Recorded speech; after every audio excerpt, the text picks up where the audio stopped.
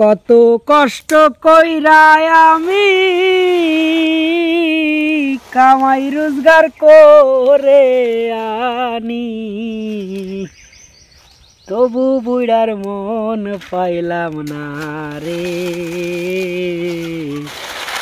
বুড়ি হইলাম তোর কারণে পরাণের বান্ধব রে, বুড়ি হইলাম তোর কারণে।